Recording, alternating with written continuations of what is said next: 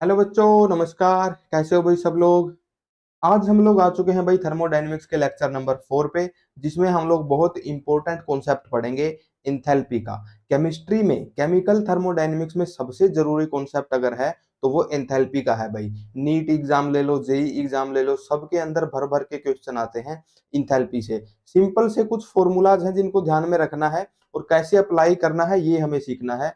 सारे क्वेश्चन आपके सोल्व हो जाएंगे। तो इस लेक्चर के लिए भी मैंने बहुत सारे प्रीवियस ईयर क्वेश्चन उठा के डाले हैं, सारे हम लोग सोल्व करेंगे इंथैल्पी के ऊपर।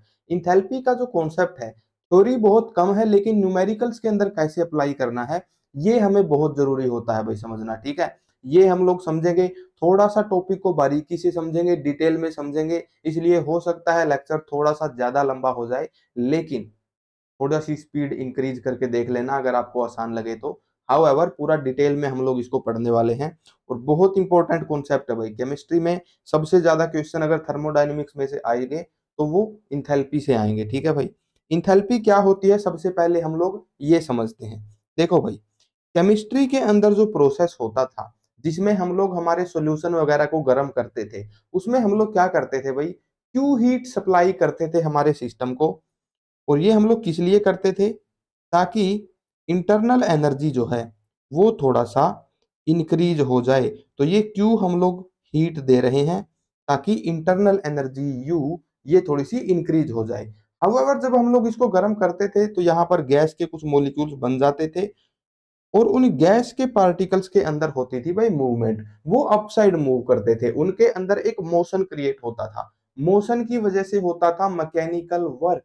इस वजह से क्या हो रहा है, जितनी हीट हम लोग दे रहे हैं वो सारी की सारी इंटरनल एनर्जी इंक्रीज कराने में यूज नहीं हो रही, बल्कि थोड़ी सी हीट कंज्यूम हो रही है एक्स्ट्रा वर्क करने में। इसलिए इस स्पेसिफिक प्रोसेस के हिसाब से ये साइन हो जाते थे भाई।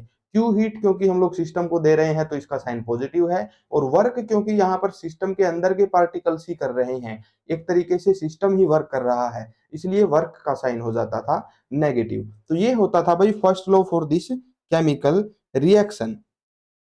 अब यहां पर देखो, इंथैल्पी का कॉन्सेप्ट हमें क्या बताता है। देखो, कैसे हीट सप्लाई होती थी ये हम लोग समझ गए। ज्यादातर रिएक्शंस जो हम लोग करवाते हैं वो अर्थ के सरफेस पे ही करवाते हैं, बीकर्स वगैरह में। सब जगह ऑलमोस्ट प्रेशर सेम होता है, 1 एटमोस्फेयर। अर्थ के सरफेस पे जो प्रेशर है ग्रेविटी की वजह से वो कितना है, 1 एटमोस्फेयर है। तो ज्यादातर केमिकल रिएक्शन जो है वो कांस्टेंट प्रेशर के ऊपर ही होती हैं। तो हम लोग क्या करते हैं भाई, एक ऐसी हीट की टर्म ले आते हैं, एक ऐसा नया स्टेट फंक्शन निकाल देते हैं जो कि कांस्टेंट प्रेशर के ऊपर कितनी हीट सप्लाई होगी ये बता रहा हो। तो वही होती है भाई enthalpy, amount of heat supplied at constant pressure.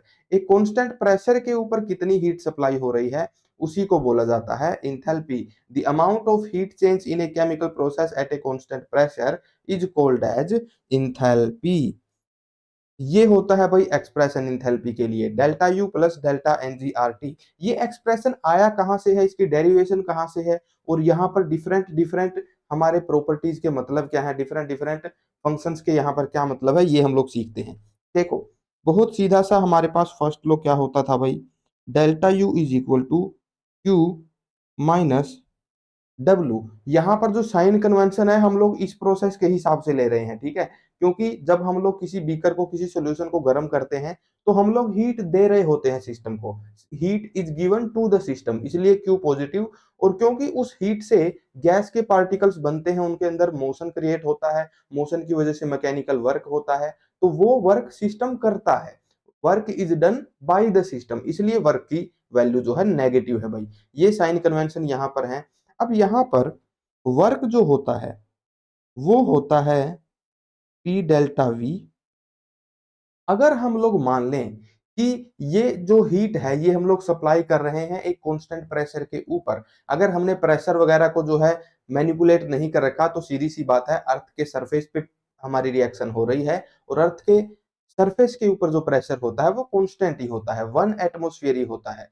तो यहाँ पर कांस्टेंट प्रेशर के ऊपर जो हीट सप्लाई होगी उस हीट को ही बोला जाता है इंथैल्पी। तो ये होगी हमारी इंथैल्पी। एक तरीके से इंथैल्पी किसके बराबर हो गई भाई, heat supplied eight a constant pressure, heat supplied eight a constant pressure, वो होती है इंथैल्पी। तो हीट की जगह पर हमने डेल्टा एच रख दिया, वर्क को हमने लिख दिया पी डेल्टा वी। अब यहां पर देखो भाई, P delta V, gas laws जो होते हैं, आइडियल गैस इक्वेशन जो होती है वो होती है PV is equal to NRT. अगर हम लोग ये मान लें कि एक कांस्टेंट टेम्परेचर जो है हमारी रिएक्शन में मेंटेन्ड है और एक तरीके से हमारे पास पी डेल्टा वी जो होगा वो किसके बराबर हो जाएगा भाई, डेल्टा एन आर टी। इस डेल्टा एन को लिख लो डेल्टा एन जी। इसका मतलब क्या है ये मैं आपको समझाता हूं भाई। देखो, गैस आइडियल गैस इक्वेशन होती है PV NRT, P delta V बराबर हो गया किसके, delta N G R T के। डेल्टा एन जी का मतलब है number of gaseous moles changing in the reaction. Reaction के अंदर गैसियस मोल्स कितने चेंज हो रहे हैं। अब देखो, जब भी कोई रिएक्शन होती है ना, तो number of gaseous moles different भी हो सकते हैं, सेम भी हो सकते हैं रिएक्शन में। फॉर एग्जाम्पल, अगर हम लोग एक रिएक्शन की बात करें भाई, इसकी carbon plus oxygen is giving CO2, balanced है रिएक्शन। यहां पर CO2 होता है गैसियस, ऑक्सीजन भी होता है गैसियस, कार्बन होता है सॉलिड फॉर्म में। तो यहां पर डेल्टा एनजी का मतलब क्या हो जाएगा, डेल्टा एनजी यहां पर हो जाएगा number of gaseous moles in product. Product में गैसियस फॉर्म में कितने नंबर ऑफ मोल है, एक ही है CO2 1, minus number of gaseous moles in the reactant. Reactant में कितने ऐसे मोलिक्यूल्स हमारे पास हैं जिनके मोल्स गैसियस हैं। देखो, कार्बन के तो सॉलिड हैं, ऑक्सीजन के गैसियस हैं, तो एक ही नंबर ऑफ मोल है यहाँ पर जो कि गैसियस हैं। तो 1 - 1 ये हो गया भाई 0 के बराबर। तो यहाँ पर डेल्टा एनजी की वैल्यू कितनी हो गई, 0। ये जो डेल्टा एनजी की वैल्यू है ये 0 भी हो सकती है, 0 नहीं भी हो सकती। फॉर एग्जाम्पल, एक और रिएक्शन का अगर मैं आपको एग्जाम्पल दूं, आप लोगों ने सुना होगा भाई हैबर्स प्रोसेस। हैबर्स प्रोसेस में क्या होता है भाई, N2 रिएक्शन करता है, N2 की रिएक्शन होती है H2 के साथ और उससे बनता है अमोनिया। इस रिएक्शन को अगर हमें बैलेंस करना है तो इसे 2 से मल्टीप्लाई करेंगे, इसे करेंगे भाई 3 से मल्टीप्लाई। ये जो है रिएक्शन बैलेंस हो गई। नाइट्रोजन भी गैस है, हाइड्रोजन भी गैस है, अमोनिया भी गैस है। तो यहाँ पर डेल्टा एनजी की वैल्यू कितनी हो जाएगी भाई, देखो डेल्टा एनजी मतलब number of moles of gas in product minus number of gas product in reactants, number of gaseous moles in reactants. तो प्रोडक्ट्स के अंदर कितने ऐसे मोलिक्यूल हैं जो कि गैसियस फॉर्म में प्रेजेंट हैं, 2 मोल हैं भाई गैस के प्रोडक्ट में, ये हो गया 2 minus.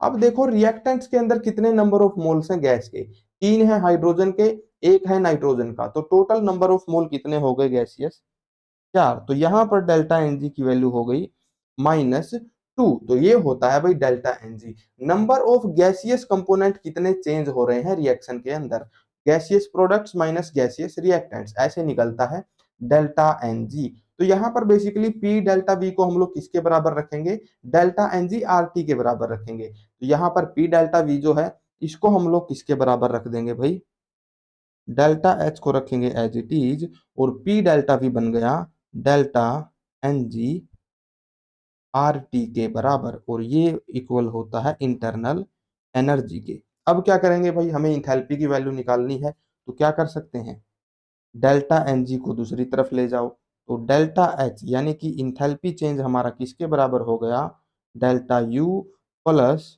Delta N G R T के। ये इक्वेशन हमारी बन गई भाई ऊपर वाली। ये इक्वेशन इस तरीके से ड्राइव होती है। तो बेसिकली इंथैल्पी चेंज क्या होता है किसी प्रोसेस में, एक कांस्टेंट प्रेशर के ऊपर कितनी हीट सप्लाई की जा सकती है सिस्टम को, उसी को बोला जाता है इंथैल्पी। ये होता है भाई मैथमेटिकल मीनिंग इंथैल्पी का, ठीक है भाई। अभी एक और चीज भाई, इंथैल्पी और एनर्जी इन दोनों में क्या रिलेशन है, क्या डिफरेंस है। ये नाम क्योंकि बहुत सिमिलर से लगेंगे, केमिस्ट्री के अंदर हम लोग इंथैल्पी वर्ड का यूज क्यों करते हैं, एनर्जी का इतना ज्यादा यूज क्यों नहीं करते, क्यों ये कंफ्यूजन है, देखो मैं आपको अभी समझाता हूँ। एनर्जी जो है ना, एनर्जी एक तरीके से एक फिजिक्स की टर्म है। एनर्जी को हम लोग क्या बोलते हैं भाई, कोई एक पार्टिकल का सिस्टम है, कोई भी वन सिस्टम है, उसकी एनर्जी को बोला जाता है सिंपल एनर्जी, उसकी यूनिट होती है जूल, ठीक है भाई। अब केमिस्ट्री के अंदर हम लोग बात करते हैं नंबर ऑफ मोल्स की टर्म में, नंबर ऑफ मोल की टर्म में। तो हमारे सिस्टम के अंदर चाहे मॉलिक्यूल्स हो चाहे एटम्स हो, 1 मोल पार्टिकल्स की जो टोटल एनर्जी होगी उसको बोला जाता है enthalpy. Enthalpy is the energy of 1 mole particles, इसीलिए इसकी यूनिट भी ऐसी ही होती है, जूल पर मोल। 1 मोल की एनर्जी कितनी होगी उसी को बोला जाता है इंथैल्पी। तो ये छोटी सा डिफरेंस है भाई इंथैल्पी और एनर्जी के बीच में, ठीक है।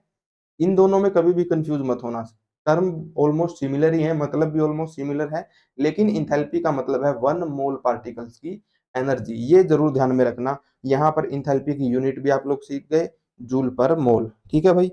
ये होता है इंथैल्पी। अब यहाँ पर देखो भाई, एक बड़ा सिंपल सा क्वेश्चन है हमारे पास इंथैल्पी की इक्वेशन के ऊपर। इंथैल्पी की इक्वेशन क्या थी ये हमेशा ध्यान में रखना, delta H is equal to delta U plus delta N G R T, या फिर delta N G R T को आप लोग पी डेल्टा वी भी बोल सकते हो। तो यहां पर देखो भाई क्या लिखा गया है, एनसीईआरटी का क्वेश्चन है। ध्यान से देखते हैं कि कैसे ऐसे क्वेश्चंस को अप्रोच करना है। देखो, if water vapours are assumed to be a perfect gas, molar enthalpy change for vaporization of 1 mole water at 1 bar and 100 degree Celsius is 41 kilojoule पर मोल। यहां पर क्या बोला गया है भाई, वाटर मॉलिक्यूल्स जो है ना वो वेपोराइज हो रहे हैं, मतलब लिक्विड से चेंज हो रहे हैं गैस के अंदर, वेपर्स के अंदर। तो जो वाटर के जो वेपर्स हैं उनको हम लोग एक परफेक्ट गैस मान लें, एक आइडियल गैस मान लें। आइडियल गैस क्या होती है, जो फॉलो करे आइडियल गैस इक्वेशन, जो कि होती है PV is equal to NRT. यहाँ पर जो है मोलर इंथैल्पी चेंज दे रखा है जो इस प्रोसेस में, वो कितना है भाई, डेल्टा एच ये दे रखा है 41 किलो जूल पर मोल। हमें निकालना है internal energy change. Internal energy कितनी चेंज करेगी जब 1 mole of water is vaporised at this pressure. देखो भाई बहुत इजी क्वेश्चन है, हमें इंटरनल एनर्जी चेंज निकालना है। डेल्टा यू किसके बराबर होता है, delta H minus delta N G R T, इसके बराबर होता है। डेल्टा एच की वैल्यू दे रखी है, डेल्टा एन जी की वैल्यू दे रखी है। यही सिंपल सी इक्वेशन थी, क्योंकि हमें इंटरनल एनर्जी निकालनी थी इसलिए इसको मैं दूसरी तरफ ले गया, बस इतना ही हमने किया है। तो इंथैल्पी चेंज दो था प्रोसेस में, उसकी वैल्यू रखो 41। यूनिट जरूर से ध्यान में रखनी होती है भाई, किलो जूल पर मोल। दो क्वांटिटीज को सब्ट्रैक्ट या फिर ऐड करना है तो दोनों की यूनिट बराबर होनी चाहिए। अगर ये किलो जूल पर मोल है तो यहाँ पर delta N G R T की जो यूनिट बनेगी वो भी किलो जूल पर मोल ही बननी चाहिए, तभी हम लोग माइनस करेंगे, है ना। सीधी सी बात है, 10 आलूओं में से 5 आलूओं को घटाया जा सकता है, 10 पोटैटोज में से 5 ग्रेप्स हम लोग माइनस नहीं कर सकते। जब दोनों क्वांटिटीज सेम होती हैं तभी माइनस कर सकते हैं, है ना। यूनिट एंड मेजरमेंट वाला चैप्टर है एक फिजिक्स में, उसको ध्यान से पढ़ना। हाँ जी, डेल्टा एनजीआरटी की वैल्यू भरो भाई। डेल्टा एनजी मतलब कि नंबर ऑफ गैसियस मोल्स कहां पर कितने चेंज हो रहे हैं। प्रोडक्ट में 1 मोल है गैसियस और रिएक्टेंट में 0 है, तो 1 माइनस 0 1। डेल्टा एनजी की वैल्यू हो जाएगी 1 मल्टीप्लाइड बाई आर। आर होता है गैस कांस्टेंट जिसकी वैल्यू क्या होती है भाई, 8.314 जूल पर केल्विन पर मोल। यूनिट जरूर से ध्यान में रखनी होती है इन चीजों की, ठीक है भाई। इसको मल्टीप्लाई करना है टेम्परेचर से। टेम्परेचर दे रखा है 100 डिग्री सेल्सियस। अब यहां पर देखो भाई 100 डिग्री सेल्सियस अगर मैं लिख दूंगा ना तो डिग्री सेल्सियस से केल्विन को नहीं काट पाएंगे, तो डिग्री सेल्सियस को भी किस में कन्वर्ट करके लिखो, केल्विन में। 0 डिग्री सेल्सियस में होता है 273 केल्विन, 100 में हो जाएगा 100 प्लस 273, तो 100 डिग्री सेल्सियस बराबर हो जाएगा 373 केल्विन के। अब जो है हम लोग इस केल्विन इनवर्स को कैंसिल कर पाएंगे इस कैंसिल से, तो यहां पर जो राइट साइड वाली क्वांटिटी आ गई वो आ गई भाई जूल पर मोल के अंदर। क्या अब हम लोग इसको माइनस कर सकते हैं, जी नहीं, यहाँ पर किलो जूल पर मोल है, यहाँ पर जूल पर मोल है। जूल पर मोल को अगर कन्वर्ट करना है किलो जूल पर मोल में, तो इसको 1000 से डिवाइड भी करना पड़ेगा। इसको 1000 से कर दो डिवाइड। अब हम लोग इस जूल को किलो जूल लिख सकते हैं। तो अब यूनिट जो है बराबर हो गई है, यहाँ पर भी किलो जूल पर मोल, यहाँ पर भी किलो जूल पर मोल। अब इसको माइनस हम लोग कर पाएंगे। मैं क्या करता हूं भाई, वीडियो को पॉज करके कैलकुलेटर से इसकी वैल्यू निकालता हूं, ठीक है। हाँ जी। तो ये जो क्वांटिटी है ये हमारे पास इक्वल आ रही है भाई 3.1 के, और 41 में से 3.1 अगर हम लोग माइनस कर देंगे तो कितना बचेगा, 38 माइनस 0.1 37.9। ये आएगा भाई हमारे पास 37.9 किलो जूल पर मोल। ये हमारे पास आ जाएगी इंथैल्पी चेंज की वैल्यू। इस तरीके से सोल्व करना है। क्या दे रखा था भाई, जब 1 मोल वाटर लिक्विड से गैस बनता है, मतलब कि वेपोराइज होता है, तब इंथैल्पी चेंज कितना होता है ये हमें दे रखा था। प्रेशर और टेम्परेचर के ऊपर जहां पर ये कन्वर्जन हो रहा है वो दे रखा है। हमें ये बताना था कि इंटरनल एनर्जी कितनी चेंज कर रही होगी, ऐसे इतनी चेंज कर रही होगी भाई। हम लोग क्या निकालेंगे भाई, डेल्टा एच की वैल्यू पुट करेंगे और डेल्टा एनजीआरटी की वैल्यू जो है निकालेंगे, माइनस कर देंगे, इंटरनल एनर्जी की वैल्यू आ जाएगी। ये जो एक्सप्रेशन था एंथैल्पी का, इसको ध्यान में रखना। इस सिंपल से एक्सप्रेशन के ऊपर ही हमसे क्वेश्चन पूछा गया था। आगे बढ़ते हैं भाई। इंथैल्पी की ना कुछ प्रॉपर्टीज पढ़ते हैं हम लोग, थोड़ा सा थ्योरी पढ़ेंगे, थ्योरी से हमारा इंटरेस्ट बनेगा, उसके बाद में हार्डकोर न्यूमेरिकल्स के ऊपर बढ़ते रहेंगे, ठीक है। थ्योरी है बहुत सिंपल सिंपल सी। इंथैल्पी जो होता है वो एक स्टेट फंक्शन होता है, पाथ फंक्शन नहीं होता। मतलब कि अगर सिस्टम अपनी स्टेट को ए से बी में चेंज कर रहा है, तो डेल्टा यू की जो वैल्यू होगी और डेल्टा एच की जो वैल्यू होगी वो किस चीज पे डिपेंड करेगी भाई, सिर्फ इन स्टेट्स के ऊपर डिपेंड करेगी, ना कि पाथ कौन सा फॉलो किया गया है इस स्टेट को चेंज करने के लिए। तो डेल्टा एच क्योंकि हमारे पास बराबर होता है delta U plus delta N G R T के। तो यहाँ पर देखो, change in internal energy state function है, टी टेम्परेचर स्टेट फंक्शन है, नंबर ऑफ मोल्स ये भी स्टेट फंक्शन है, इन सभी का सम भी स्टेट फंक्शन होता है। इंथैल्पी जो है वो स्टेट फंक्शन ही होता है, just like the internal energy. यहाँ पर एक कमाल की बात देखो, हमने क्या पढ़ा था भाई, delta H is basically heat supplied eight a constant pressure.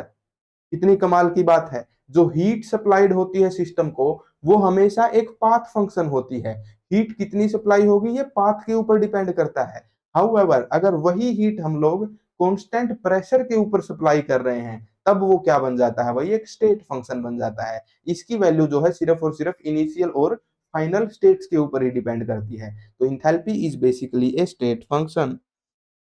Although heat change is a path function, but heat change at constant pressure is state function। इतनी कमाल की बात है भाई थर्मोडायनेमिक्स की। आगे बढ़ते हैं। Enthalpy is an extensive property. Extensive property है, सिस्टम के बल्क के ऊपर डिपेंड करती है। जितने ज्यादा मॉलिक्यूल्स होंगे उतनी ही इंटरनल एनर्जी होगी, उतनी ही ज्यादा इंथैल्पी भी होगी। समुद्र के अंदर बहुत सारे वाटर मॉलिक्यूल्स होंगे, बहुत ज्यादा इंथैल्पी वहां पर होगी। हाउएवर इस बोतल के अंदर जितने वाटर मॉलिक्यूल है उनकी इंथैल्पी बहुत कम है।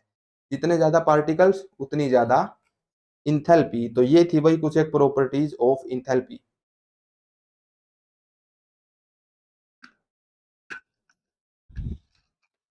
Keep drinking, stay hydrated. ये थी कुछ प्रॉपर्टीज ऑफ इंथैल्पी, ठीक है भाई। अब आते हैं हम लोग थोड़ा सा कम्पिटिटिव एग्जाम्स की तरफ। वहां पर क्या क्वेश्चन पूछे जाते हैं, वहां पर क्वेश्चन निकलेंगे भाई यहां से देखो।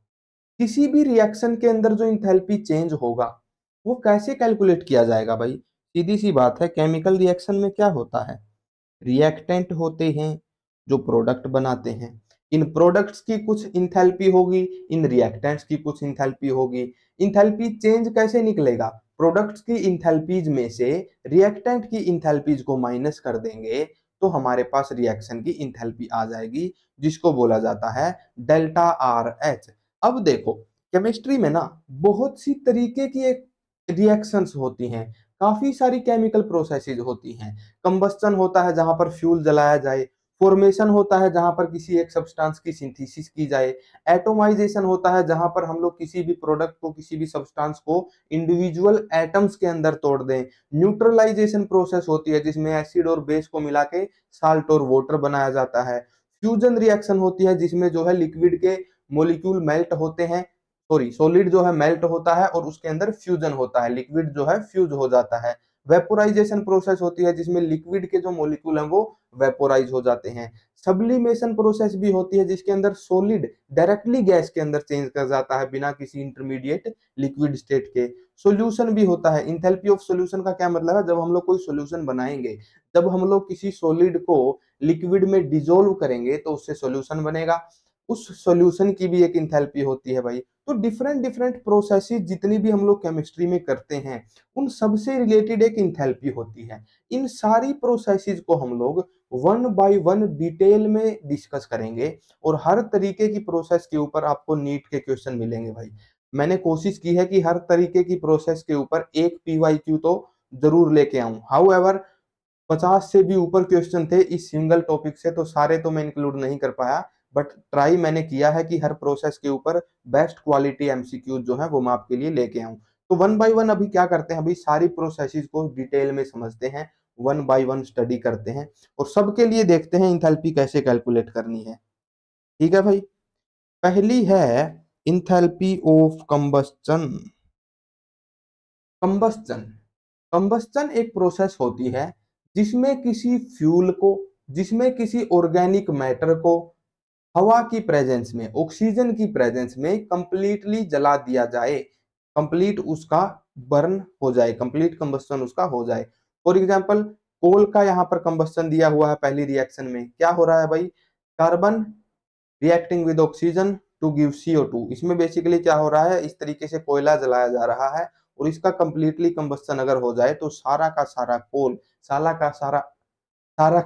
कार्बन कार्बन डाइऑक्साइड के अंदर कन्वर्ट हो जाएगा। नेक्स्ट हमको दिखाया गया है भाई सेकंड रिएक्शन में combustion of methane gas. Methane gas होती है CH4, उसको अगर ऑक्सीजन की प्रेजेंस में जला दिया जाए तो सारी की सारी मीथेन कार्बन डाइऑक्साइड और वाटर के अंदर जो है कन्वर्ट हो जाएगी। तो इस तरीके से कंबस्टन करवाया जाता है। तो कंबस्टन रिएक्शन बेसिकली क्या है भाई, the reaction in which 1 mole of a substance is burned completely in the presence of oxygen.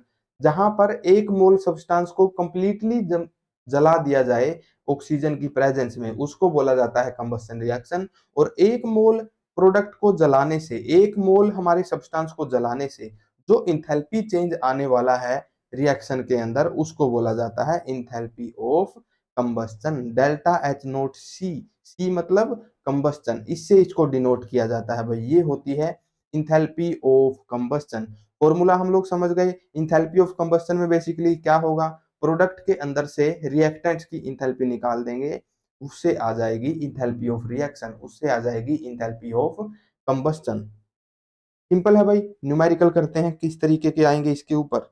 NEET का प्रीवियस ईयर क्वेश्चन देखो, इंथैल्पी ऑफ कंबस्टन के ऊपर पूछा गया, the heat of combustion of carbon to CO2 is this, the heat released upon formation of 35.2 gram CO2 from carbon and oxygen gas is।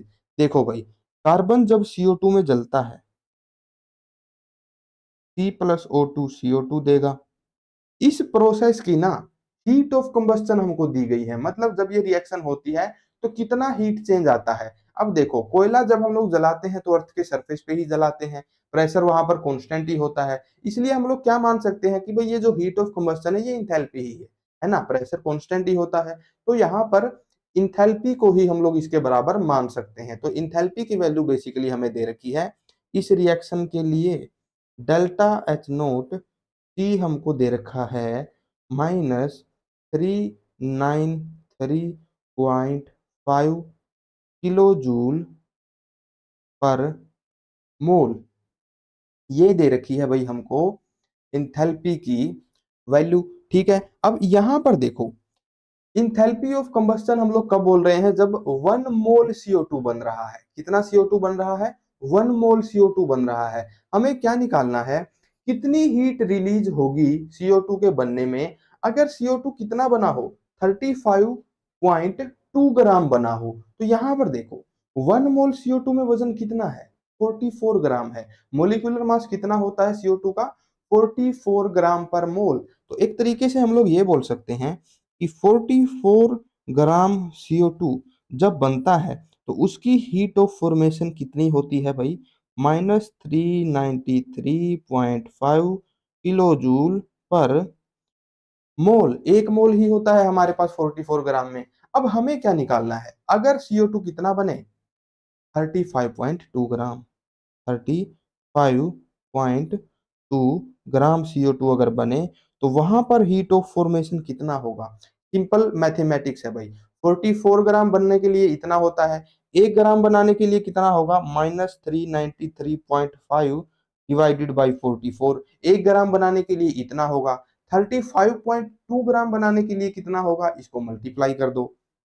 इसको multiply कर दो किससे? 35.2 ग्राम से। ठीक है भाई। क्या यूनिट हो जाएगी? किलो जूल पर मोल। और 35.2 ग्राम इस वजन की यूनिट है ग्राम। तो यहां पर देखो भाई कितनी हीट हमारे पास इवोल्व होने वाली है। इस 44 की यूनिट भी ग्राम ही थी भाई। ठीक है, 44 ग्राम। तो यहाँ पर अगर इसको हम लोग कैलकुलेट करें, देखो भाई मैं कैलकुलेटर से कर रहा हूँ, आप लोग कर लेना। 393.5 मल्टीप्लाइड बाई 35.2 डिवाइडेड बाई 44। तो ये आ जाता है भाई माइनस का 314.8 किलो जूल के बराबर। 44 ग्राम जो था वो एक तरीके से हम लोग बोल सकते हैं कि क्या था भाई? मोलिकुलर मास था। तो ये जो है एनर्जी आ जाएगी जब इतने ग्राम CO2 का फॉर्मेशन हो रहा हो, इतनी हीट ऑफ फॉर्मेशन होगी for the formation of 35.2 gram CO2। कौन सा है भाई इसका क्लोजेस्ट आंसर? -315 है कहीं पे? ये रहा। इसके ऑलमोस्ट क्लोज ये आंसर आ रहा है, तो डी हो जाएगा इसका करेक्ट आंसर। 1 मोल बनने के लिए कितनी होती है ये दे रखी थी। इतने ग्राम अगर बने तब कितनी हीट होगी ये हमें निकालना था भाई। आप लोग चाहो ना तो इनको पहले नंबर ऑफ मोल्स में भी क्रिएट कर सकते हो, सीधी सी बात है। अगर आप लोग ऐसे लिखोगे कि 1 मोल CO2 के लिए कितनी एनर्जी रिलीज होगी, इतनी होगी, तब आपको क्या करना पड़ेगा? इस जो मास हमने बनाया है 35.2, इसको भी पहले नंबर ऑफ मोल्स में क्रिएट करना पड़ेगा। इसको नंबर ऑफ मोल्स में कैसे क्रिएट करोगे भाई? 35.2 को डिवाइड करोगे इसके मोलिकुलर मास से 44 से, बात यहीं पर आ जाएगी। 35.2 को डिवाइड करोगे मोलिकुलर मास से, इक्वेशन यही बनेगी फिर भी। ठीक है, तो इस तरीके से हम लोगों को सोल्व करना था ये न्यूमेरिकल। आगे बढ़ते हैं भाई, एक और क्वेश्चन करते हैं। ये क्वेश्चन थोड़ा सा लंबा है भाई, हम लोग अभी इसको बारी बारी से सोल्व करते हैं, स्टेप बाय स्टेप। आप लोग ध्यान से समझते रहना। थोड़ा सा लंबा क्वेश्चन है इसलिए मल्टीपल स्टेप में मैं आपको इसको समझाऊंगा। ठीक है, देखो भाई सबसे पहले हम लोग क्या करेंगे भाई? सबसे पहले हम लोग इस क्वेश्चन को देखते हैं और समझते हैं कि इसके अंदर आखिर हमसे पूछा क्या गया है। देखो भाई, when 5 liters of a gas mixture of methane and propane is perfectly combusted। एक गैसियस मिक्सचर है किसका? मीथेन का। एक है हमारे पास मीथेन जो कि होता है CH4, और एक है हमारे पास प्रोपेन। प्रोपेन क्या होता है भाई? CH3 CH2 CH3।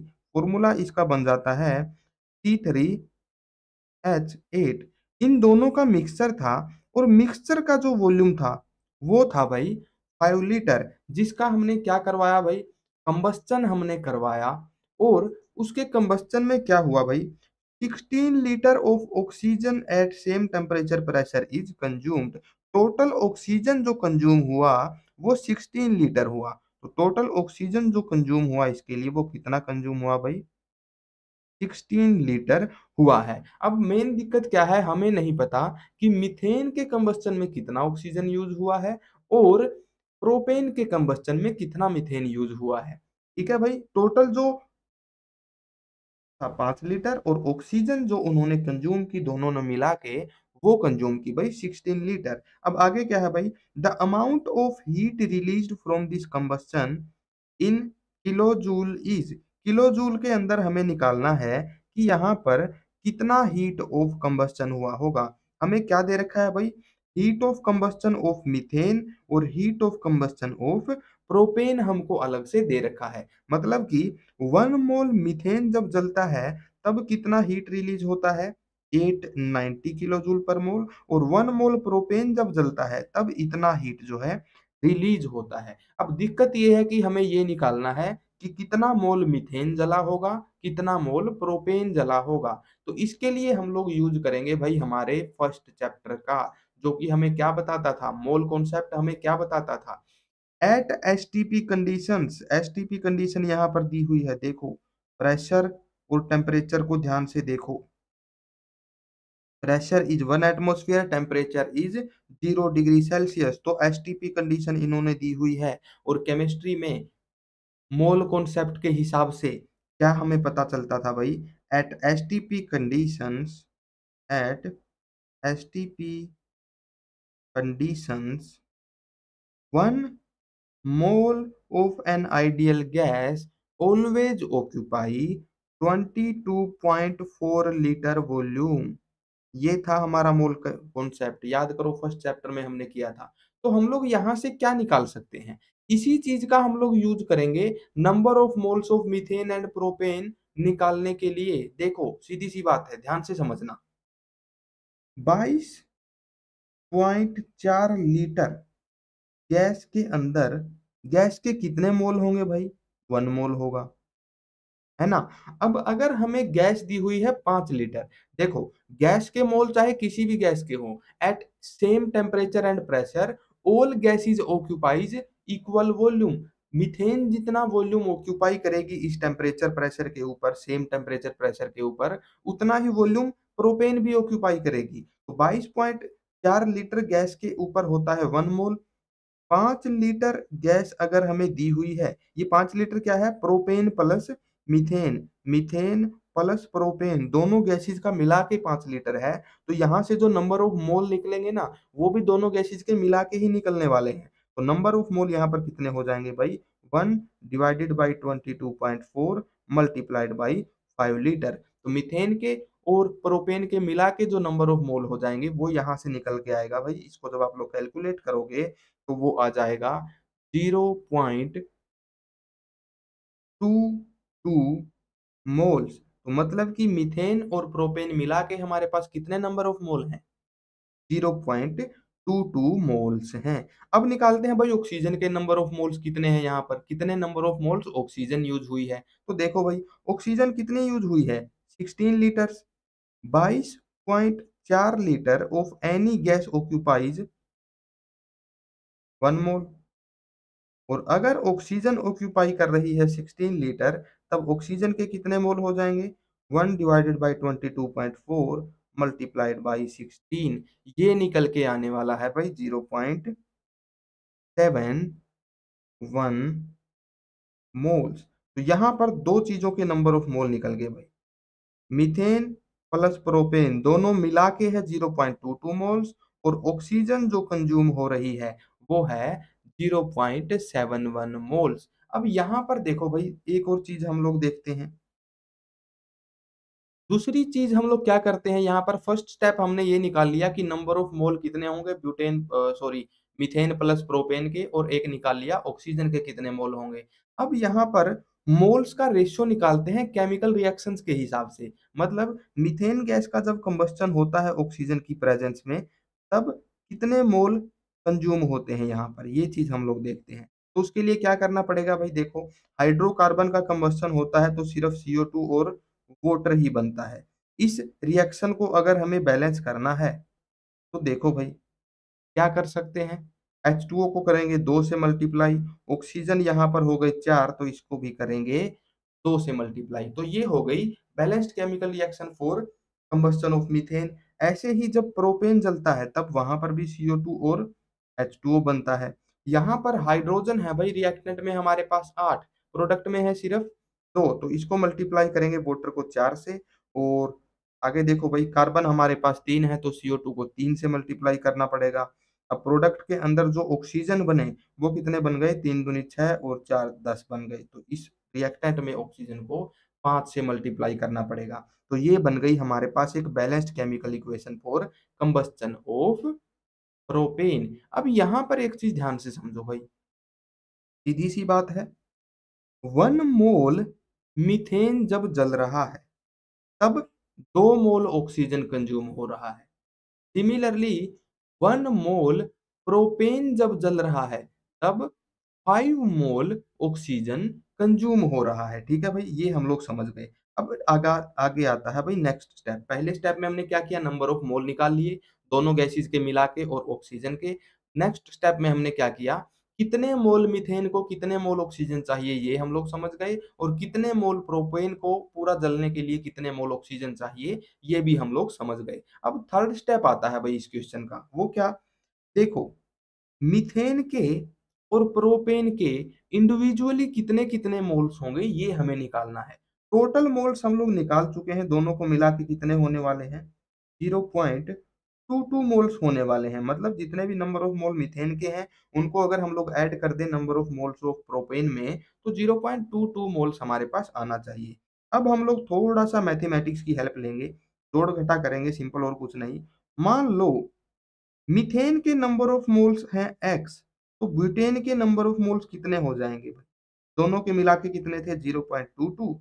तो 0.22 मोल्स में से अगर हम लोग मीथेन के मोल्स यानी कि x घटा देंगे तो वो क्या आ जाएगा, number of moles of butane आ जाएगा। तो मीथेन के मोल्स अगर x हैं तो प्रोपेन के मोल कितने हो जाएंगे, 0.22 माइनस एक्स। प्रोपेन को मैं एक आध बार ब्यूटेन बोल जाता हूं, उसके लिए एक्सक्यूज करना, ठीक है। प्रोपेन और मीथेन के नंबर ऑफ मोल सब हमारे पास आ गए। अब यहाँ पर एक और बात समझो भाई, कितना ऑक्सीजन यहाँ पर कंज्यूम होगा वो कैसे डिसाइड होता था। देखो भाई ध्यान से समझना, 1 मोल मीथेन को कंबस्टन के लिए चाहिए 2 मोल्स ऑक्सीजन, तो एक्स मोल मीथेन को जलने के लिए कितने मोल ऑक्सीजन की रिक्वायरमेंट होगी, 2x की रिक्वायरमेंट होगी भाई।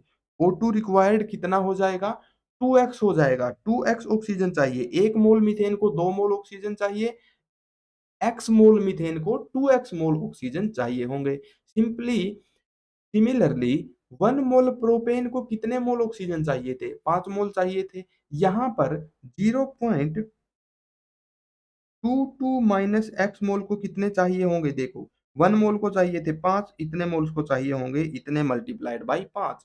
तो यहाँ पर क्या हुआ भाई, ये जो 2x है ये है number of moles of oxygen required by methane, और ये जो 0.22 माइनस एक्स मल्टीप्लाइड बाई 5 है ये क्या है, number of moles of oxygen required by propane. तो यहाँ पर हमने क्या किया, मीथेन को कितना ऑक्सीजन चाहिए वो निकाल लिया पूरा कंबस्टन के लिए, और प्रोपेन को कितना ऑक्सीजन चाहिए ये हमने निकाल दिया। अब टोटल ऑक्सीजन जो खर्च हुआ है वो भी हमने ऑलरेडी निकाला हुआ है, वो कितना है, 0.71 मोल्स है। तो यहाँ पर अगर हम लोग ऐड कर दें भाई 2x को, 2x क्या है, amount of oxygen required by methane, तो वो है 2x हमारे पास।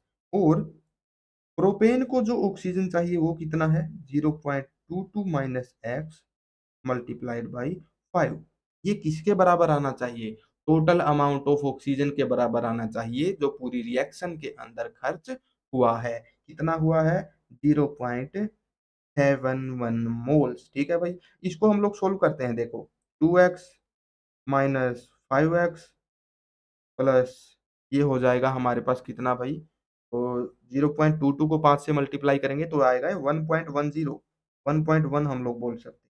ये किसके बराबर होगा, 0.71 के। ये बन गया 3x will be equal to हमारे पास 0.4 हो जाएगा। ठीक है भाई, हम लोग एक तरीके से क्या कर रहे हैं, यहाँ पर हमने -3x बनाया, उसको हम लोग राइट साइड ले गए और राइट साइड से 0.71 को हम लोग ले आए लेफ्ट साइड। तो यहाँ से x की वैल्यू कितनी आ गई, 0.4 डिवाइडेड बाई 3। तो ये हमारे पास आ जाएगा 0.13 मोल्स। तो x की वैल्यू हमारे पास आ गई 0.13 मोल्स। 0.13 मोल्स किसके होंगे भाई, ये होंगे मीथेन के, क्योंकि x क्या था, मीथेन के नंबर ऑफ मोल्स थे 0.13। तो यहाँ पर दो चीजें हमने निकाल ली, मीथेन के नंबर ऑफ मोल कितने थे भाई, 0.13 थे, और यहाँ से हम लोग निकाल लेंगे प्रोपेन के मोल भी। प्रोपेन के मोल्स कितने हो जाएंगे, 0.22 में से माइनस कर देंगे 0.13 को, तो ये आ जाएगा भाई 0.09। तो जो प्रोपेन के नंबर ऑफ मोल्स थे वो हो गए 0.09। तो मीथेन के और प्रोपेन के दोनों के नंबर ऑफ मोल्स हमने निकाल लिए भाई। अब क्या, अब हमें निकालना है कि जब इतने मोल्स ऑफ मीथेन का और इतने मोल्स ऑफ प्रोपेन का कंबस्टन हुआ होगा तब हमारे पास कितनी हीट ऑफ कंबस्टन रिलीज हुई होगी। तो हमें एक एक्स्ट्रा पेज चाहिए भाई। हम लोग क्या करें, थोड़ा सा स्पेस में यहाँ पर बनाता हूँ भाई, ठीक है। आप लोग ऑर्डर में याद करना, इनको ऑर्डर में ही लिखना। ब्राउन कलर से मैं रिप्रेजेंट कर रहा हूँ लास्ट स्टेटमेंट को। देखो भाई, हमारी स्टेटमेंट को ध्यान से देखो। 1 मोल मीथेन जब कंबस्टन हो रहा है तब वहां पर कितनी एनर्जी खर्च हो रही है, 890 किलो जूल पर मोल। यहाँ पर मीथेन का कंबस्टन कितने का हुआ है भाई, 0.13 मोल्स का हुआ है। 0.13 मोल्स का जब कंबस्टन होगा तब कितनी हीट रिलीज होगी, 0.13 मल्टीप्लाइड बाई 890 किलो जूल। तो ये हो गई हीट ऑफ कंबस्टन जब 0.13 मोल्स ऑफ मीथेन जो है कंबस्टन के अंदर गया होगा। सिमिलरली 1 मोल प्रोपेन जब कंबस्टन में जाता है तब वहां पर कितनी हीट रिलीज होती है भाई, तब वहां पर रिलीज होती है 2220 किलो जूल पर मोल, 2220। और हमारे पास जो प्रोपेन है वो कितना गया है भाई कंबस्टन में, 0.09 मोल्स गया है। तो यहाँ पर इसको जब हम लोग सोल्व करेंगे तब हमारा फाइनल आंसर निकल के आएगा जो कि कितना होगा, 315.5 किलो जूल। ये हमारे पास आंसर जो है निकल के आ जाएगा। तो सबसे पहले हमने क्या किया भाई, अच्छा कौन सा आंसर करेक्ट हो गया, इसका जो क्लोजेस्ट आंसर मुझे दिख रहा है वो दिख रहा है भाई ऑप्शन नंबर बी के अंदर, यही होगा हमारा सही आंसर। तो बहुत लंबा क्वेश्चन था भाई, इसके अंदर चैप्टर 1 का कॉन्सेप्ट भी यूज हुआ है। नीट के अंदर अगर ऐसा क्वेश्चन आ जाए बेझिझक छोड़ देना, कोई दिक्कत नहीं है, इतना टाइम हमारे पास नहीं होता है वहां पेपर में, ठीक है। लेकिन कॉन्सेप्ट बहुत सारे हैं जो कि हमारे एक क्वेश्चन से सोल्व हो गए हैं। यहाँ पर क्या हमें दे रखा था भाई, मीथेन का जब 1 मोल का कंबस्टन होता है और प्रोपेन का जब 1 मोल का कंबस्टन होता है तब वहां पर कितनी हीट रिलीज होती है वो हमें दे रखा था। हाउएवर हमारी रिएक्शन में वॉल्यूम के हिसाब से हमें निकालना था कि कितने number of moles of methane और प्रोपेन जो है खर्च हुए हैं। तो वो हमने कैसे निकाला भाई, सबसे पहले हमने एसटीपी कंडीशंस के ऊपर 1 मोल ऑफ एनी गैस होता है 22.4 लीटर के बराबर, और वॉल्यूम जो हमें दे रखा था दोनों गैसेज का 5 लीटर, उसके हिसाब से हमने क्या निकाल लिया, number of moles of both gases निकाल लिए जो कि कितने आ गए, 0.22 मोल्स। ऐसे ही हमने ऑक्सीजन के नंबर ऑफ मोल निकाले। उसके बाद हमने क्या किया अगले स्टेप में, मीथेन को और प्रोपेन को कंबस्टन करवा के उनका मोल्स का रेशियो निकाला, मतलब कितने नंबर ऑफ मोल्स मीथेन को कितने मोल्स ऑक्सीजन के चाहिए, कितने नंबर ऑफ मोल्स प्रोपेन को कितने मोल्स ऑक्सीजन के चाहिए। तब हमने जो है एडिशन सब्सट्रैक्शन करके एक्स मोल मान लिए मीथेन के और 0.22 माइनस एक्स मोल्स मान लिए प्रोपेन के। उसके हिसाब से फिर हमने निकाला कि दोनों के लिए कितने कितने नंबर ऑफ मोल्स आएंगे। तो टोटल ऑक्सीजन से जब हमने कंपेयर किया तब हमें पता चला कि मीथेन के जो नंबर ऑफ मोल्स यहाँ पर प्रेजेंट थे वो थे 0.13, और प्रोपेन के जो नंबर ऑफ मोल्स यहाँ पर प्रेजेंट थे वो थे 0.09।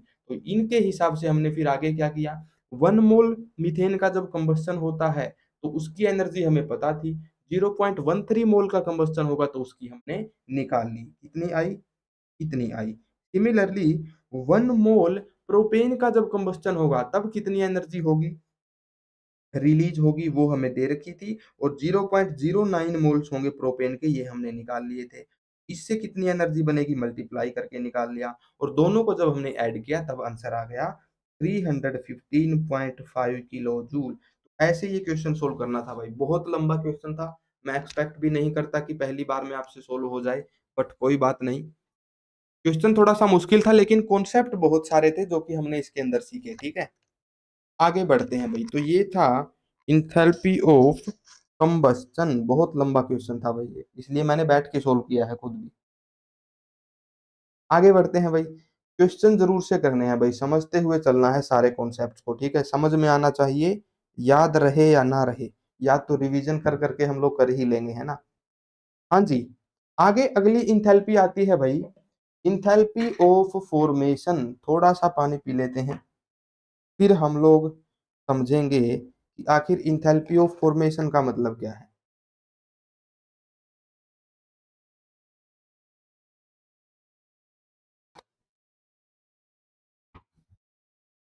इंथैल्पी ऑफ फॉर्मेशन, देखो फॉर्मेशन का मतलब है जब कोई सब्सटेंस बन रहा हो।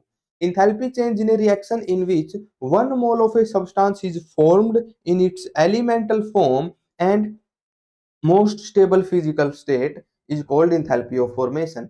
एक ऐसी रिएक्शन जिसके अंदर क्या होगा भाई, कोई सब्सटेंस की फॉर्मेशन होगी उसके एलिमेंटल स्टेट में, वो सब्सटेंस जिस फॉर्म में पाया जाता है उसी फॉर्म में जब उसकी फॉर्मेशन होगी, तब वन मोल फॉर्मेशन में जो इंथैल्पी चेंज आया होगा वो होगा इंथैल्पी ऑफ फॉर्मेशन। इसका मतलब मैं आपको समझाता हूं। वाटर, वाटर की एलिमेंटल फॉर्म क्या है, एलिमेंटल फिजिकल स्टेट क्या है।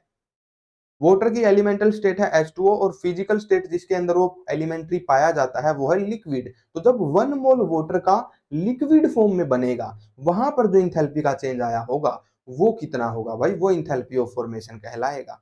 नेक्स्ट हम लोग एक और इंपॉर्टेंट बात यहाँ पर देखते हैं, देखो सल्फर डाइऑक्साइड, सल्फर डाइऑक्साइड का जो नेचुरल फिजिकल स्टेट होता है वो होता है गैसियस और फॉर्मूला होता है SO2। तो जब SO2 का वन मोल बनेगा गैसियस फॉर्म में, तब वहां पर जो इंथैल्पी चेंज आया होगा उसको बोलेंगे enthalpy of formation of SO2। Water अगर सॉलिड फॉर्म में बन रहा है तो वहां पर इंथैल्पी चेंज को नहीं बोलेंगे इंथैल्पी ऑफ फॉर्मेशन। दो मॉलिक्यूल जिस फॉर्म में एग्जिस्ट करता है नेचुरली, वाटर जो है हमारे नॉर्मल टेम्परेचर प्रेशर के ऊपर लिक्विड में एग्जिस्ट करता है, तो इस फॉर्म में जब इसका वन मोल बनेगा उस प्रोसेस में जो इंथैल्पी चेंज आया होगा, प्रोडक्ट माइनस रिएक्टेंट जो बना होगा, उसको बोलेंगे इंथैल्पी ऑफ फॉर्मेशन। यहाँ पर फॉर एग्जांपल आप लोग देख सकते हो भाई, ये सारी ही इमेजेस बड़ी कमाल की है, मैंने आर्टिफिशियल इंटेलिजेंस से बनवाई है, बहुत बढ़िया से वहां पर इमेजेस वगैरह बनती हैं। वाटर पता है हम लोग कैसे बना सकते हैं भाई, हाइड्रोजन गैस को हम लोग जलाते हैं लिमिटेड अमाउंट ऑफ ऑक्सीजन के अंदर, जिससे क्या होता है हाइड्रोजन गैस जलेगी एक पॉप साउंड के साथ, और जो भी गैसियस प्रोडक्ट बनेगा, यहां से गैसियस प्रोडक्ट बनता है भाई वाटर, वो क्या होगा, अगर एक बीकर उसके ऊपर हम लोग उल्टी कर देंगे तो वाटर के मॉलिक्यूल गैसियस फॉर्म में इसके वॉल्स के साथ में टकराएंगे और कंडेंस हो जाएंगे, तो एक तरीके से लिक्विड फॉर्म में हम लोग एक्सट्रैक्ट उसको कर लेंगे, ऐसे वाटर बनाया जाता है। आपने एक मूवी देखी होगी मार्शियन, मार्शियन के अंदर उसने क्या किया भाई, एक आर्टिफिशियल एटमोस्फेयर उसने बना दिया, पूरे चारों तरफ इन्वायरमेंट में उसने क्या किया, पॉलीथीन लगा दिया, एक तिरपाल जो होता है हरियाणा में बहुत बड़ा सा पॉलीथीन होता है वो उसने लगा दिया, और वहां पर फिर उसने हाइड्रोजन गैस को जलाया। हाइड्रोजन गैस को एज ए फ्यूल यूज किया जाता है, तो मार्स के ऊपर उसने पानी बना दिया था इस तरीके से, उसने बेसिकली बहुत कम अमाउंट ऑफ ऑक्सीजन के अंदर हाइड्रोजन को जलाया, तो जो वाटर वेपर्स बने वो उस पॉलीथीन के ऊपर कंडेंस होकर नीचे आ गए, वो उसने कलेक्ट कर लिए। तो सिमिलर सा प्रोसीजर एक होता है जिससे हाइड्रोजन से वाटर बनाया जा सकता है। आगे दे रखा है भाई, ये एक सल्फर है, सल्फर को हमने जलाया हुआ है, सल्फर के जलने से क्या बनता है, SO2 बनती है, तो एक तरीके से SO2 को भी इसी तरीके से बनाया जा सकता है। तो ये है भाई इंथैल्पी ऑफ फॉर्मेशन। जब वन मोल ऑफ सब्सटेंस कोई भी बनेगा उसकी फिजिकल स्टेट में, जो उसकी नेचुरल एलिमेंटल स्टेट होती है वहां से, तब उसको बोला जाएगा इंथैल्पी ऑफ फॉर्मेशन। अब यहाँ पर एक और इंपॉर्टेंट बात भाई, standard enthalpy of formation of a substance in its neutral state is taken to be zero. कोई भी एलिमेंट अगर है, सिंपल एलिमेंट की मैं यहाँ पर बात कर रहा हूँ, फॉर एग्जाम्पल हाइड्रोजन एक एलिमेंट है, हाइड्रोजन एलिमेंट किस फॉर्म में नेचुरली एग्जिस्ट करता है, H2 में ही एग्जिस्ट करता है।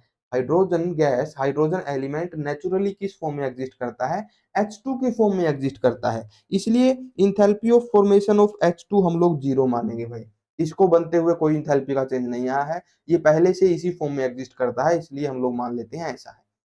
O2 ऑक्सीजन जो एलिमेंट है वो नेचुरली किस फॉर्म में एग्जिस्ट करता है, O2 की फॉर्म में ही एग्जिस्ट करता है, इसलिए O2 का भी इंथैल्पी ऑफ फॉर्मेशन हम लोग क्या मानेंगे, जीरो मानेंगे भाई।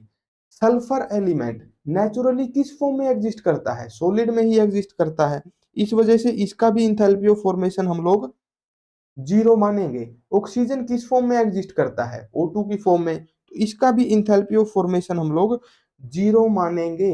तो यहाँ पर इंथैल्पी ऑफ फॉर्मेशन जो इन प्रोडक्ट्स का है, अब यहाँ पर आप लोग ऐसा नहीं मान सकते कि वाटर जो है कंपाउंड वो भी तो लिक्विड फॉर्म में ऐसे ही एग्जिस्ट करता है नेचुरल, तो क्या इसका भी इंथैल्पी ऑफ फॉर्मेशन जीरो होगा, जी नहीं, सिर्फ एलिमेंट्स की बात कर रहे हैं।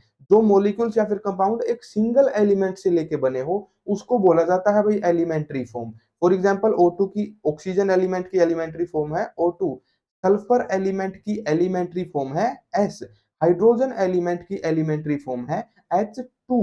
वाटर जो है वो एक कंपाउंड है, एक सिंगल एलिमेंट से मिलकर नहीं बना, यहाँ कोई एक सिंगल एलिमेंट नहीं है, इसकी कोई एलिमेंट्री फॉर्म नहीं हो सकती। तो इंथैल्पी ऑफ फॉर्मेशन हम लोग कब बोलेंगे भाई, जब 1 मोल ऑफ कंपाउंड बने उसकी नेचुरली एग्जिस्टिंग फिजिकल स्टेट में एलिमेंट से उनकी एलिमेंट्री स्टेट से, मतलब कि जो एलिमेंट मिलके उसको बना रहे हो ना, वो एलिमेंट किस में होनी चाहिए, अपनी एलिमेंट्री स्टेट में होने चाहिए। अगर यही ऑक्सीजन कहीं और से आ रहा होता, किसी और मॉलिक्यूल में से आ रहा होता, तब जो है ये इंथैल्पी ऑफ फॉर्मेशन नहीं होता। इंथैल्पी ऑफ फॉर्मेशन क्या होता है, जब एलिमेंट्स अपनी एलिमेंट्री फॉर्म में रिएक्ट करके उसका 1 मोल बनाए, उसको बोला जाएगा इंथैल्पी ऑफ फॉर्मेशन। न्यूमेरिकल्स करते हैं भाई, थ्योरी तो बहुत हो गई इस कॉन्सेप्ट पे भी, न्यूमेरिकल देखते हैं। नीट का प्रैक्टिस क्वेश्चन, एक नीट के प्रीवियस ईयर क्वेश्चन है भाई, ये भी 2003 में आया हुआ है ये क्वेश्चन। क्या है स्टेटमेंट पढ़ते हैं, for which of the following equation is delta H of reaction equal to delta H F of the product. किसके अंदर पूरी रिएक्शन की जो इंथैल्पी चेंज होगी वो किसके बराबर होगी भाई, प्रोडक्ट की इंथैल्पी ऑफ फॉर्मेशन के बराबर होगी। ऐसा कब होगा, जब जो प्रोडक्ट हमारा बने वो किससे बने भाई, डिफरेंट एलिमेंट्स की एलिमेंट्री फॉर्म से बने, तभी ऐसा होगा। क्योंकि देखो इंथैल्पी ऑफ रिएक्शन क्या हो जाएगा, इंथैल्पी ऑफ रिएक्शन हो जाएगा enthalpy of formation of products minus enthalpy of formation of reactants.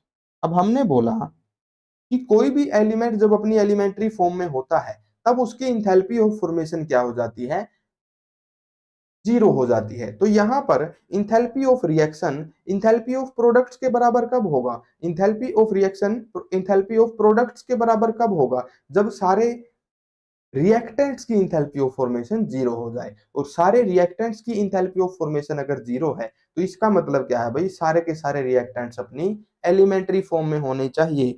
For example पहले ऑप्शन में देखो भाई N2, N2 में क्या है, एक सिंगल एलिमेंट है नाइट्रोजन जो कि अपनी एलिमेंट्री फॉर्म में ही है, नाइट्रोजन एलिमेंट N2 की फॉर्म में ही एग्जिस्ट करता है, इसलिए ये वाला रिएक्टेंट की फॉर्मेशन तो होगी भाई जीरो, इसकी तो इंथैल्पी ऑफ फॉर्मेशन होगी जीरो। हाउएवर ये रिएक्ट कर रहा है ओजोन के साथ, ओजोन में एलिमेंट है ऑक्सीजन, ऑक्सीजन एलिमेंट की एलिमेंट्री फॉर्म ओजोन नहीं होती O2 होती है, इसलिए ओजोन की इंथैल्पी ऑफ फॉर्मेशन जीरो नहीं होगी। तो इस वजह से ये रिएक्शन तो ऐसी नहीं है जिसके अंदर प्रोडक्ट की इंथैल्पी ऑफ फॉर्मेशन जो है इंथैल्पी ऑफ रिएक्शन के बराबर होगी। हाउएवर नेक्स्ट हम लोग देखते हैं भाई, देखो CH4 है, इसके अंदर कोई सिंगल एलिमेंट है ही नहीं, हाइड्रोजन एलिमेंट है, कार्बन एलिमेंट है, ना तो कार्बन की एलिमेंट्री फॉर्म मीथेन है, ना ही हाइड्रोजन की एलिमेंट्री फॉर्म मीथेन है, तो मीथेन की भी इंथैल्पी ऑफ फॉर्मेशन जीरो नहीं हो सकती, ये ऑप्शन भी हमारा सही नहीं हो सकता। इंथैल्पी ऑफ रिएक्टेंट्स जो है जीरो होनी चाहिए, सभी के सभी रिएक्टेंट्स अपनी एलिमेंट्री फॉर्म में एलिमेंट फॉर्म में होने चाहिए।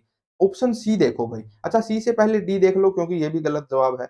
देखो डी के अंदर दिया हुआ है कार्बन मोनोऑक्साइड, ना तो कार्बन एलिमेंट की एलिमेंट्री फॉर्म CO होती है, ना ही ऑक्सीजन एलिमेंट की एलिमेंट्री फॉर्म CO होती है, CO किसी की एलिमेंट्री फॉर्म नहीं होती, इसलिए इसकी भी इंथैल्पी ऑफ फॉर्मेशन जीरो नहीं होगी। इसके केस में भी इंथैल्पी ऑफ रिएक्शन बराबर नहीं होगी enthalpy of formation of products के।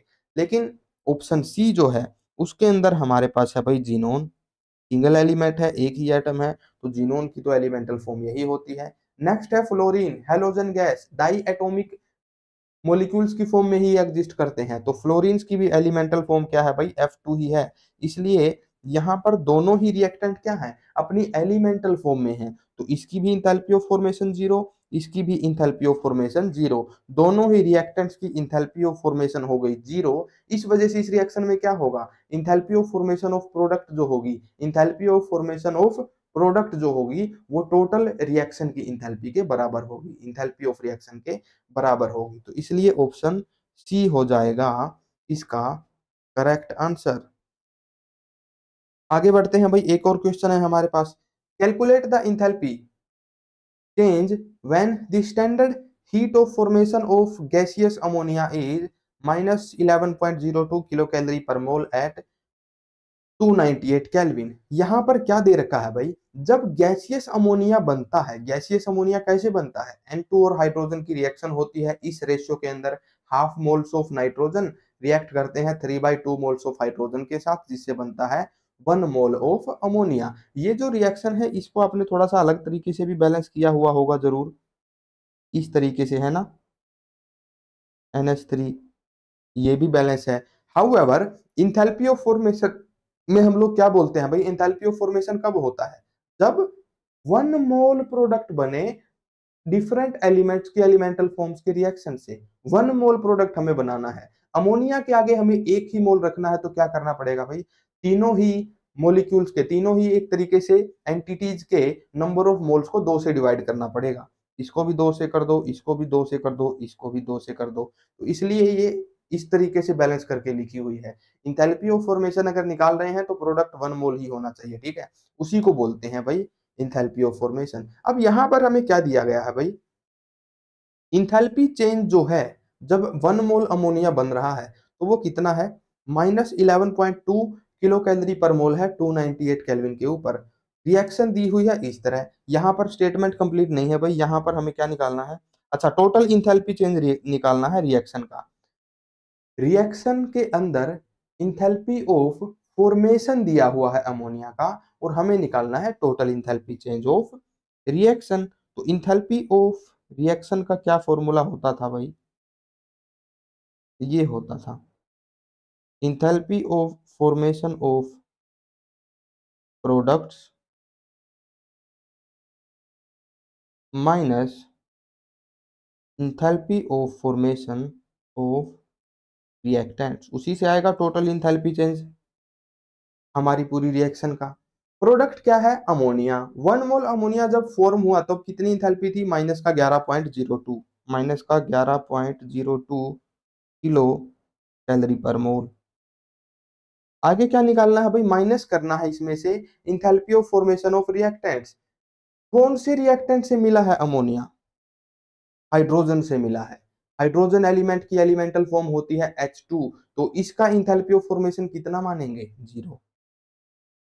नाइट्रोजन एलिमेंट की एलिमेंट्री फॉर्म होती है N2, इसका इंथैल्पी ऑफ फॉर्मेशन कितना मानेंगे, 0, -0 -0। तो टोटल रिएक्शन की जो इंथैल्पी चेंज होगी वो भी किसके बराबर हो जाएगी, enthalpy of formation of ammonia के ही बराबर हो जाएगी। इसलिए ये आ जाएगा भाई हमारा correct answer, -11.02 kilocalorie per मोल। ठीक है भाई, ये हो जाएगा हमारा करेक्ट आंसर। एक और है भाई हमारे पास नीट का प्रीवियस ईयर क्वेश्चन, इसको भी सोल्व कर लेते हैं। यहां पर क्या दिया हुआ है भाई, change in enthalpy for reaction, ये रिएक्शन दी हुई है जिसके अंदर H2O2 हाइड्रोजन पेरोक्साइड डिसइंटीग्रेट हो रहा है वाटर में और ऑक्सीजन के। यहां पर हमें क्या बताना है, if heat of formation of H2O2 liquid and H2O liquid are this and this respectively। हमें टोटल इंथैल्पी चेंज निकालना है रिएक्शन का। हमें क्या क्या दिया हुआ है, इसका इंथैल्पी ऑफ फॉर्मेशन और इसका इंथैल्पी ऑफ फॉर्मेशन हमको दिया हुआ है। निकालते हैं भाई, देखो इंथैल्पी चेंज ऑफ रिएक्शन क्या होगा, enthalpy of formation of products minus enthalpy of formation of reactants. करो भाई, प्रोडक्ट हमारे पास क्या है, 2 मोल्स बन रहे हैं भाई H2O के, 1 मोल नहीं बन रहा, 2 मोल बन रहे हैं। हाउएवर जो हमें दिया हुआ है enthalpy of formation of water, वो कितने मोल का दिया हुआ है भाई, 1 मोल का दिया हुआ है। जब 1 मोल बनता है तब हीट ऑफ फॉर्मेशन क्या होती है, माइनस का 286 किलो जूल पर मोल। हाउएवर हमारी रिएक्शन के अंदर कितने नंबर ऑफ मोल बन रहे हैं, 2 बन रहे हैं, तो इसको मल्टीप्लाई करो भाई 2 मोल से। तो ये हमारे पास हो गया enthalpy of formation of water as product. अब एक ऑक्सीजन भी बन रहा है, लेकिन ऑक्सीजन बन रहा है इसकी एलिमेंटल फॉर्म में O2, इसकी इंथैल्पी ऑफ फॉर्मेशन 0 हो जाएगी, सिंपल। ये हो गया भाई enthalpy of formation of product. इसके अंदर से हमें माइनस करना है, ये हो गया enthalpy of formation of product. इसके अंदर से हमें माइनस करना है enthalpy of formation of reactant. Enthalpy of formation of reactant निकालना है तो देखो H2O2 जब बनता है तब इंथैल्पी ऑफ फॉर्मेशन आती है माइनस का 188 किलो जूल पर मोल। कितने मोल हमारे पास बन रहे हैं रिएक्टेंट के, सॉरी डिसइंटीग्रेट हो रहे हैं रिएक्टेंट के, 2 मोल कंज्यूम हो रहे हैं, तो इसको भी 2 से मल्टीप्लाई करो भाई, इसके साथ भी भेदभाव हम लोग क्यों करें। ये हो गया। इसको अब हम लोग करते हैं भाई सोल्व, तो हमारे पास क्या आएगा भाई, देखो इसको जब हम लोग सोल्व करेंगे तो हमारे पास आंसर निकल के आएगा भाई माइनस का, आंसर हमारा आएगा माइनस का 196 किलो जूल। ये हमारे पास आ जाएगा भाई इंथैल्पी ऑफ ओवरऑल रिएक्शन। तो हमारा आंसर कौन सा सही हो जाएगा, ऑप्शन नंबर ए। तो यहाँ पर ये था भाई हमारे पास इंथैल्पी ऑफ फॉर्मेशन। 2 तरीके की इंथैल्पीज हमने पढ़ ली हैं। इंथैल्पी ऑफ एटोमाइजेशन से, इंथैल्पी ऑफ एटोमाइजेशन का आखिर मतलब क्या होता है। देखो भाई हमारे पास सोडियम मेटल है, यहाँ कैरोसिन में है, यहाँ पेपर पे रखा है। अगर कोई ऐसा प्रोसेस हो जिसके अंदर सोडियम एलिमेंट के सभी एटम्स क्या हों, डिसइंटीग्रेट हो जाएं और एटम्स की फॉर्म में स्प्लिट हो जाएं, ऐसा बहुत सी प्रोसेसेस में हो सकता है। केमिकल रिएक्शंस में हो सकता है, बहुत हाई टेम्परेचर के ऊपर हो सकता है, यहाँ तक कि जो इलेक्ट्रिक डिस्चार्ज होता है उसके अंदर भी ये एटोमाइजेशन वाला प्रोसेस ऑब्जर्व होता है, जिसके अंदर क्या हो, डिफरेंट एलिमेंट जो है पहले एक तरीके से एक सॉलिड फॉर्म में हो, एक कंबाइंड फॉर्म में हो, उसके बाद प्रोसेस के बाद क्या हो, उसके सभी एटम्स इंडिविजुअल गैसियस एटम्स की फॉर्म में डिस्ट्रीब्यूट हो जाएं। इस तरीके से एटोमाइजेशन जो है हो सकता है। तो ऐसी प्रोसेस के अंदर का जो इंथैल्पी चेंज होगा वो क्या कहलाएगा भाई, इंथैल्पी ऑफ एटोमाइजेशन कहलाएगा। Enthalpy change in A reaction in which 1 mole of a substance is broken down into its isolated gaseous atoms is called as enthalpy of atomization। उस रिएक्शन का enthalpy change जिस reaction के अंदर 1 mole of substance break down हो जाए उसके individual atoms के अंदर, उस प्रोसेस को बोला जाएगा इंथैल्पी ऑफ एटोमाइजेशन। थोड़ा सा कैमरे को सीधा करता हूं मैं, हाँ जी। अब एग्जाम्पल के लिए यहाँ पर दिया गया है भाई, सोडियम जो है वो सॉलिड फॉर्म से डायरेक्टली कन्वर्ट हो रहा है सोडियम के आइसोलेटेड गैसियस एटम्स के अंदर। ये जो प्रोसेस है जिसके अंदर सॉलिड फॉर्म डायरेक्टली गैस में कन्वर्ट हो रही है, यही प्रोसेस सब्लिमेशन में भी तो होता है। सब्लिमेशन का भी यही मतलब है, सॉलिड से डायरेक्टली गैस बनना। तो ये प्रोसेसेस डिफरेंट है भाई। डिफरेंस कैसे है भाई, सब्लिमेशन प्रोसेस में क्या होता है, कोई कंपाउंड है मान लो कि सब्लाइमेबल, फॉर एग्जांपल कैम्फर हो गया, उसके फ्यूम्स बनते हैं, उसके पूरे के पूरे मॉलिक्यूल्स जो हैं फ्यूम्स बन के एक तरीके से आइसोलेटेड मॉलिक्यूल्स की फॉर्म में वो बाहर निकल जा रहे हैं, उसको बोलते हैं सब्लिमेशन। हाउएवर एटोमाइजेशन क्या होता है, डिफरेंट सब्सटेंस का, एक सब्सटेंस का एटम्स की फॉर्म में बाहर निकलना, गैसियस एटम्स की फॉर्म में बाहर निकले उसको एटोमाइजेशन बोलेंगे। और अगर पूरे के पूरे मॉलिक्यूल जो हैं उस कंपाउंड के वही सीधे गैसियस फॉर्म में कन्वर्ट हो जाएं, सॉलिड से डायरेक्टली गैसियस फॉर्म में कन्वर्ट हो जाएं, उसको सब्लिमेशन बोलते हैं। तो एटोमाइजेशन में और सब्लिमेशन में थोड़ा सा डिफरेंस है भाई, ध्यान से समझना। यहाँ पर एग्जाम्पल के लिए मैंने क्या कर रखा है, सोडियम मेटल को दिखाया है उसके इंडिविजुअल एटम्स के अंदर ब्रेक डाउन होते हुए, इंडिविजुअल एटम्स के अंदर एटोमाइजेशन होते हुए, इस तरीके से भाई एटोमाइजेशन इनका हो सकता है। आगे आती है भाई इंथैल्पी ऑफ न्यूट्रलाइजेशन। न्यूट्रलाइजेशन समझने से पहले हमें प्रोसेस समझना होगा, इंथैल्पी ऑफ न्यूट्रलाइजेशन होता क्या है। देखो न्यूट्रलाइजेशन होता है जब कोई एसिडिक स्पीसीज बेसिक स्पीसीज के साथ में रिएक्शन करे और न्यूट्रल सिस्टम बना ले, जिसकी पीएच ऑलमोस्ट क्या हो, 7 के आसपास हो। एसिड जो होते हैं लो पीएच के होते हैं, 0 से लेके 7 तक हो सकती है।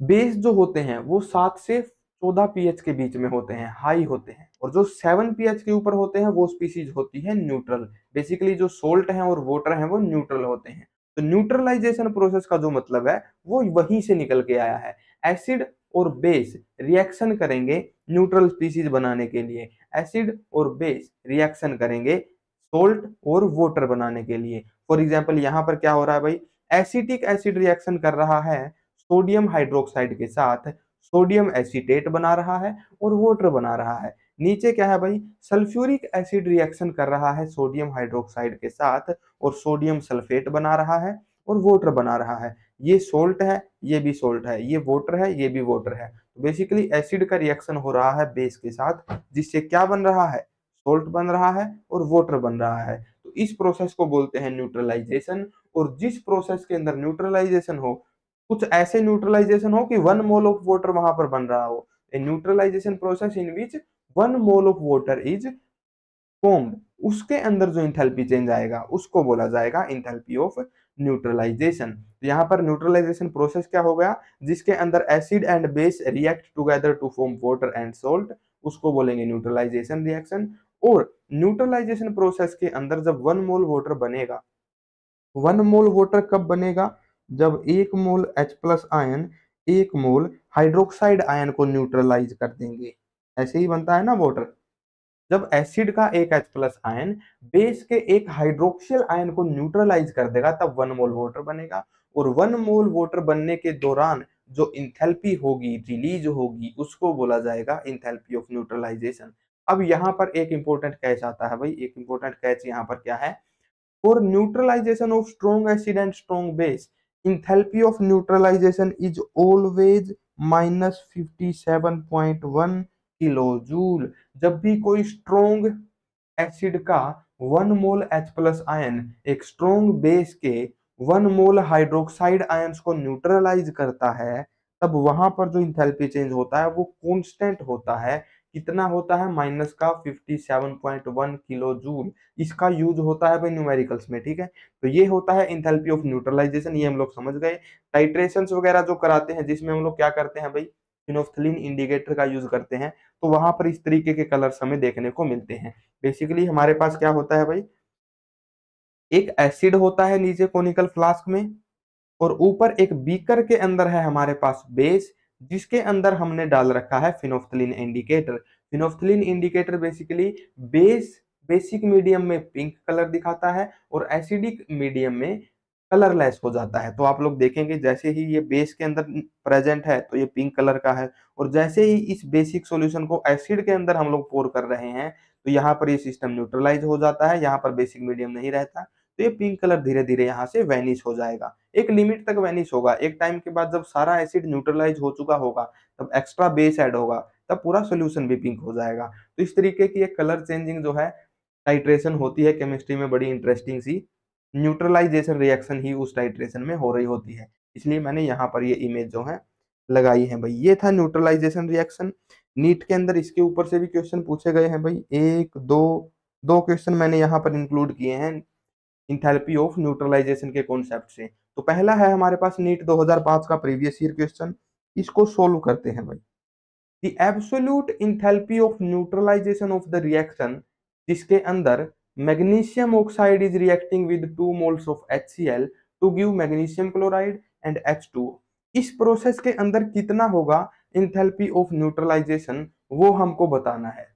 देखो भाई, यहां पर जो एसिड है वो है स्ट्रॉन्ग, और स्ट्रॉन्ग एसिड्स जब यूज होते हैं तब वहां पर इंथैल्पी ऑफ न्यूट्रलाइजेशन कितना होता है भाई, 57.1 माइनस का 57.1। ये नेगेटिव पॉजिटिव साइन सिर्फ यही रिप्रेजेंट करते हैं कि हमारी हीट रिलीज हो रही है सिस्टम में से या फिर सिस्टम के अंदर हीट एब्जॉर्ब हो रही है। यहाँ पर नेगेटिव साइन था, यहाँ पर इस नेगेटिव साइन का सीधा सा मतलब क्या था, इस नेगेटिव साइन का मतलब था कि हमारे सिस्टम में से हीट रिलीज हो रही है, heat is given out by the system, इसलिए ये नेगेटिव है। जब हीट रिलीज होगी तभी इंटरनल एनर्जी डाउन जाएगी, इसीलिए इसका साइन नेगेटिव है। हाउएवर यहाँ पर हमें क्या करना है भाई, मैग्नीट्यूड कंपेयर करना है। तो यहाँ पर बेसिकली इस रिएक्शन के अंदर भी कितनी हीट रिलीज होने वाली है, इतनी हीट रिलीज होने वाली है। ऑप्शंस में हमें क्या बताना है भाई, इससे ज्यादा है या फिर कम है। तो देखो पहला ऑप्शन क्या है, एब्सोल्यूट इंथैल्पी ऑफ न्यूट्रलाइजेशन कितनी होती है, क्या -57.33 किलो जूल होती है, जी नहीं, 57.1 होती है। क्या 57.33 किलो जूल मोल पर मोल होती है, जी नहीं, माइनस प्लस इतनी तो नहीं होती। तो यहाँ पर आप लोग देखेंगे कि 57.1 जो है ना वो स्लाइटली क्या है भाई, कम है 57.33 से। यहाँ पर नेगेटिव साइन को आप लोग इग्नोर कर देना जब मैग्नीट्यूड कंपेयर करो। हमें क्या बताना है, कितनी हीट रिलीज हो रही है, किसमें हीट ज्यादा रिलीज हो रही है। तो असल में हीट रिलीज होती है 57.1, जो कि थोड़ा सा कम है 57.33 से। तो इसलिए जो टोटल हीट रिलीज होगी, जो एब्सोल्यूट इंथैल्पी ऑफ न्यूट्रलाइजेशन होगी, वो क्या होगी भाई, slightly less than 57.33। 57.33 kilo joule से थोड़ा सा कम रिलीज होती है, कितनी, 57.1 किलो जूल कम हीट रिलीज होती है। तो इसलिए ऑप्शन सी हो जाएगा इसका करेक्ट आंसर। ये क्वेश्चन बहुत से स्टूडेंट का गलत भी हुआ होगा, क्योंकि उन्हें लगा होगा कि ये भी अप्रोक्सीमेटली उतनी ही वैल्यू है, तो कोई ऑप्शन ए टिक कराया होगा, कोई डी टिक कराया होगा, है ना। एग्जैक्ट वैल्यू है ये, एग्जैक्टली इतनी ही होती है स्ट्रॉन्ग एसिड की heat of neutralization, enthalpy of neutralization. इस वैल्यू को ध्यान में रखना भाई। नेक्स्ट हम लोग एक क्वेश्चन करते हैं भाई, इसको नोट कर लो, इसमें तो है ही नहीं कुछ नोट करने लायक। नेक्स्ट क्वेश्चन करते हैं, calculate the amount of heat evolved when, कितनी हीट रिलीज हुई होगी जब 500 ml of 0.5 molar HCl is mixed with 200 ml of 0.8 molar NaOH। HCl की रिएक्शन करवा रहे हैं, कितना HCl है, 500 ml है, और कितना वो कंसंट्रेशन है, 0.5 मोलर है। अब यहां से हम लोग पता है क्या करेंगे, अगर हमें निकालना है अमाउंट ऑफ हीट इवॉल्व्ड या फिर इंथैल्पी ऑफ न्यूट्रलाइजेशन, वो अगर हमें निकालना है तो हम लोग क्या करते हैं भाई, H प्लस आयंस कितने होंगे सिस्टम में वो निकाल लेंगे, हाइड्रोक्साइड आयंस कितने होंगे बेस वाले सिस्टम में वो निकाल लेंगे, दोनों की रिएक्शन से कितना मोल वाटर बन सकता है वो निकाल लेंगे।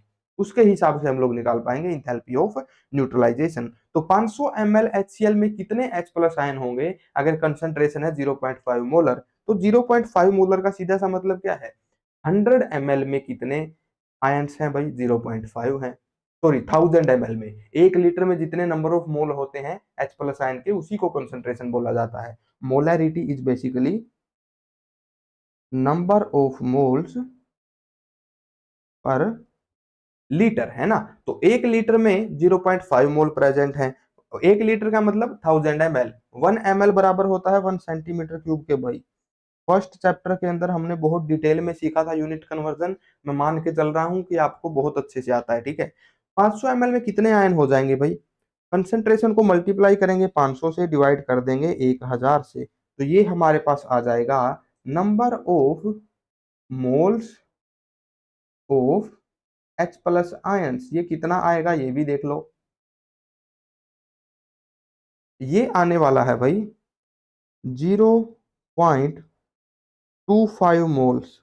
0.25 मोल्स होंगे HCl के, तो H प्लस आयंस भी कितने हो जाएंगे, 0.25 मोल्स, इतने H प्लस आयन हमारे पास होंगे। अब आगे निकालते हैं कि भाई 200 ml NaOH में कितने हाइड्रोक्साइड आयन होंगे अगर उसकी कंसंट्रेशन 0.8 है। तो देखो भाई, हाइड्रोक्साइड आयन कितने होंगे, कंसंट्रेशन है 0.8, वॉल्यूम है 200 ml, डिवाइड कर देंगे 1000 से, तो हाइड्रोक्साइड आयन नंबर ऑफ हमारे पास आ जाएंगे 0.16।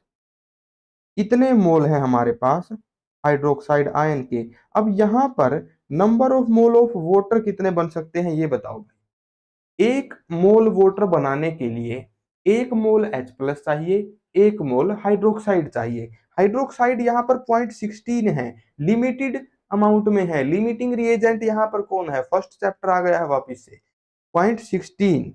तो इतने ही मोल हमारे पास बन जाएंगे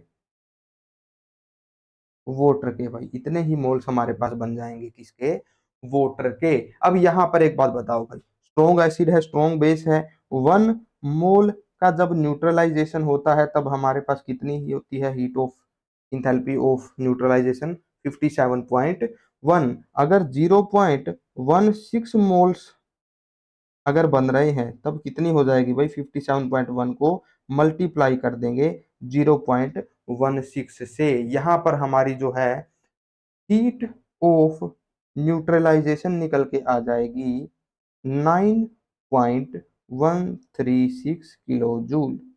ये हमारा आंसर आ जाएगा भाई। नेक्स्ट हमें क्या करना है भाई, सेकंड पार्ट में हमसे पूछा गया है, रेड पेन से सोल्व कर लेते हैं भाई। 250 ml है हमारे पास 0.4 मोलर सल्फ्यूरिक एसिड, जो कि न्यूट्रलाइज किसको कर रहा है, 500 ml ऑफ 0.2 मोलर NaOH को। अब यहां से कितने मोल वाटर बनेगा ये निकालो भाई। देखो 0.4 मोलर H2SO4 में कितने H प्लस आयन होने वाले हैं। यहाँ पर एक चीज ध्यान से समझना भाई, H2SO4 दो H प्लस आयन देता है, 2H प्लस आयन देता है, तो टोटल आयन यहाँ पर 2 से मल्टीप्लाई करने पड़ेंगे, डिवाइड करेंगे 1000 से, तो इतने number of moles of H plus ions जो है H2SO4 देने वाला है भाई। तो यहाँ से अगर इसको सोल्व करेंगे तो ये आ जाएंगे कितने H plus ions, 0.2 moles of H plus ions. इतने number of mole of H plus ions जो हैं मिल जाएंगे। अब यहाँ पर ये किसको न्यूट्रलाइज कर रहा था भाई, 500 ml ऑफ 0.2 मोलर NaOH को। तो 0.2 मोलर NaOH जिसका हमारे पास वॉल्यूम है 500 लीटर, 500 ml, उसके अंदर कितने नंबर ऑफ मोल हो जाएंगे भाई, डिवाइड कर दो 1000 से, तो ये आएगा हमारे पास 0.1 मोल ऑफ हाइड्रोक्साइड आयन से। तो यहाँ पर बेसिकली 0.2 मोल है हमारे पास H प्लस के आयन और 0.1 मोल है हमारे पास हाइड्रोक्साइड के आयन। लिमिटिंग रिएजेंट कौन हो गया भाई, हाइड्रोक्साइड आयन। कितने number of moles of water बनेंगे, 0.1 मोल्स, 0.1 मोल्स ऑफ वाटर यहाँ पर बनेगा। जब 1 मोल ऑफ वाटर बनता है तब हमारे पास इंथैल्पी ऑफ न्यूट्रलाइजेशन होता है कितना, 57.1। तो यहाँ पर जब 0.1 मोल वाटर बनेगा तब कितना हो जाएगा, 57.1 को हम लोग मल्टीप्लाई कर देंगे 0.1 से, ये आएगा भाई 5.71 किलो जूल। इतनी इंथैल्पी ऑफ फॉर्मेशन हमारे पास रिलीज होने वाली है। ठीक है भाई, तो बेसिकली न्यूट्रलाइजेशन रिएक्शन में सीधा सा एक ही कॉन्सेप्ट है, कितने नंबर ऑफ मोल वाटर जो है बन रहा है वो निकाल दो।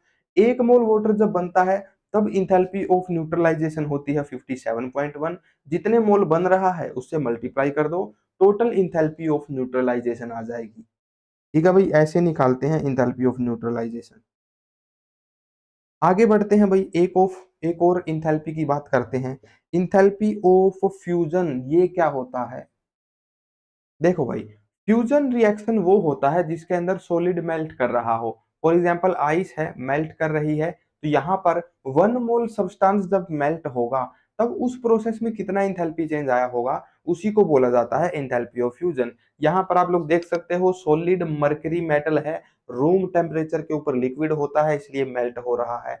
तो एक तरीके से 1 मोल मर्क्यूरी सब्सटेंस जब मेल्ट होगा तब कितना रिएक्शन के अंदर जो है इंथैल्पी चेंज आया होगा, उसको बोला जाता है enthalpy of fusion. Enthalpy change when 1 mole of a substance undergoes melting. जब 1 मोल सब्सटेंस मेल्ट होता है तो वहां पर कितना इंथैल्पी चेंज आता है, उसको बोला जाता है इंथैल्पी ऑफ फ्यूजन। और भी बहुत सी तरीके की रिएक्शंस होती हैं भाई।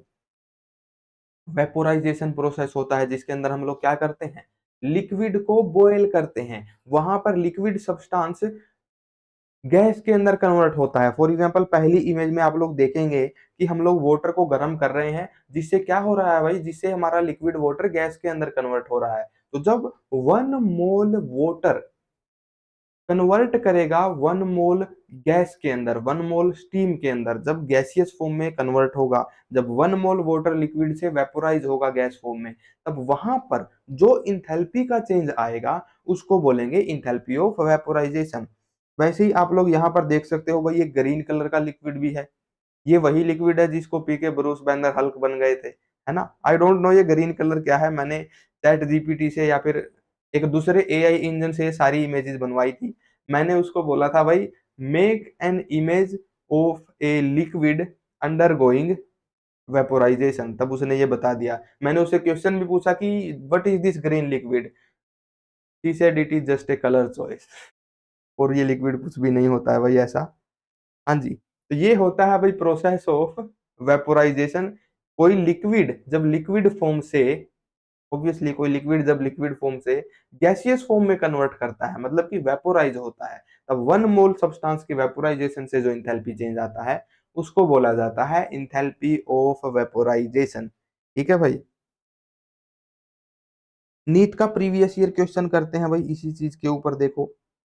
Standard enthalpy of vaporisation for water at 100 degree Celsius is इतना। The internal energy of vaporisation of water is, internal energy हमको बतानी है भाई, हमें क्या दे रखा है, स्टैंडर्ड इंथैल्पी ऑफ वेपोराइजेशन जो है वो दे रखा है। बहुत सिंपल है भाई, पहले फॉर्मूला पे आ गए हैं हम लोग। इंथैल्पी का फॉर्मूला क्या होता था भैया, delta U plus delta NGRT. हमें इस बार निकालनी है delta U, internal energy change हमको निकालना है। क्या होगा, delta H minus delta N G R T के बराबर होगा। डेल्टा एन जी क्या होता है, change in number of gaseous substances. जब वाटर वेपोराइज होता है तो मतलब वाटर पहले लिक्विड रहा होगा, बाद में लिक्विड से गैस बन गया होगा, तो डेल्टा एन जी की वैल्यू क्या होगी, प्रोडक्ट में कितने मोल है गैस के, 1, रिएक्टेंट में कितने मोल है गैस के, एक भी नहीं है, 0 है, ये वाटर लिक्विड है, यहाँ पर गैसियस रिएक्टेंट हो गए 0। डेल्टा एनजी की वैल्यू हो गई भाई 1। निकाल दो इंटरनल एनर्जी।